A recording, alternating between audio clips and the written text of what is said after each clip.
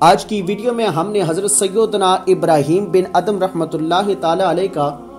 ایک عجیب و غریب واقعہ بیان کرنا ہے کہ اگر جنت سے روک دیا گیا تو کیا ہوگا۔ یاد رکھیں، حضرت سیدنا ابراہیم بن ادم رحمۃ اللہ تعالی علیہ ایک مرتبہ غسل فرمانے کے لیے کسی حمام پر گئے تو حمامی شخص نے آپ کو روک کر درم یعنی روپے طلب کر لیے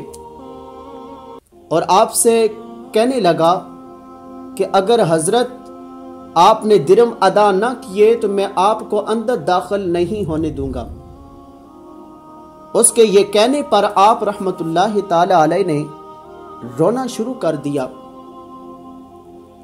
جب اس حمامی شخص نے آپ کی یہ حالت دیکھی تو بڑا حیران ہوا، بڑا پریشان ہوا اور پریشان ہو کر عرض کرنے لگا کہ حضرت اگر آپ کے پاس درم نہیں ہے تو کوئی بات نہیں، آپ ویسے ہی غسل فرما لیجئے۔ تو آپ رحمت اللہ تعالی علیہ نے فرمایا کہ میں اس وجہ سے نہیں رو رہا کہ آپ نے مجھے روک دیا ہے، بلکہ مجھے تو اس بات نے رلا دیا کہ درم نہ ہونے کی وجہ سے آج مجھے ایسے حمام میں جانے سے روک دیا گیا ہے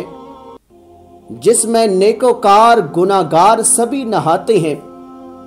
تو کل بروز قیامت کیا ہوگا جب میرا نامہ اعمال رب کے ہاں پیش ہوگا اور میرے گناہ زیادہ ہوئے، میری نیکیاں کم ہوئیں، تو میرا کیا بنے گا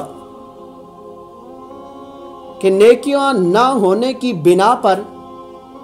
کل مجھے اس جنت سے روک لیا گیا جو صرف نیکیوں کا مقام ہے، تو میرا کیا بنے گا؟ میں اس وجہ سے رو رہا ہوں۔ حضرات ذی وقار بتانے کا مقصد یہ ہے کہ جو اللہ کے نیک بندے ہوتے ہیں، اللہ کے ولی ہوتے ہیں، وہ ہر جگہ پر، ہر مقام پر، ہر گفتگو میں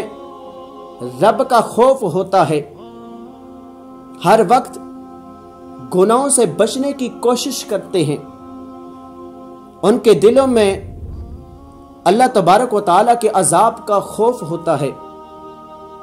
آج ہمارا یہ حال ہو چکا ہے کہ آئے روز ہم گناہوں پہ گناہ کیے جا رہے ہیں اور ہمیں آخرت کی فکر نہیں ہے،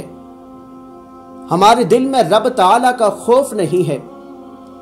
دعا کریں کہ اللہ رب العزت ہم سب کو گناہوں سے بچنے کی توفیق عطا فرمائے اور اللہ تعالیٰ ہمارے دلوں میں اپنا خوف پیدا فرما دے۔ ویڈیو اچھی لگے تو میرے چینل کو سبسکرائب ضرور کیجئے گا اور بیل آئیکن کا جو بٹن ہے اس پر کلک ضرور کیجئے گا تاکہ جتنی بھی ایسی اسلامی ویڈیو لگائی جاتی ہیں وہ آپ کو سب سے پہلے مل سکیں۔ جزاک اللہ۔